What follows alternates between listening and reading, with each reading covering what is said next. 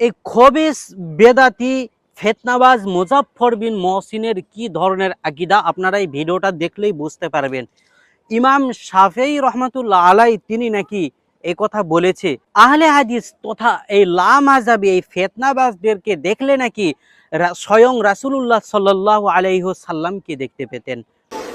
ইমাম শাফি রাহিমাহুল্লাহ বলছেন, ইযা রাআইতু রাজুলাম মিন আসহাবিল হাদিস কান্নী রাআইতু নবিয়্য সাল্লাল্লাহু আলাইহি ওয়াসাল্লাম হাইয়া। আমি যখন কোন আহলে হাদিস ব্যক্তিকে দেখি তখন স্বয়ং মুহাম্মদ সাল্লাল্লাহু আলাইহি ওয়াসাল্লামকে জীবিত অবস্থায় দেখতে পাই। এর মতো খবিস, তার চেহারা দেখলে তো শয়তানকে দেখা। এর মতো খবিস লামাযহাবী, তো সে লামাযহাবী, সে আহলে হাদিস, এই খবিসকে দেখলে রাসূল সাল্লাল্লাহু আলাইহি ওয়াসাল্লামকে দেখা। নাউজুবিল্লাহ, তুই তো খবিস।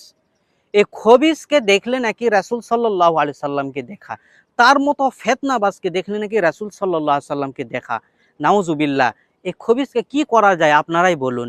আর যত ফিতনাবাজ, যত খবিস সব এই আহলে হাদিস দলে আছে। আর তারা আবার কি আকীদা গ্রহণ করেছে, তাদের দেখলে নাকি রাসূলকে দেখা। নাউজুবিল্লাহ।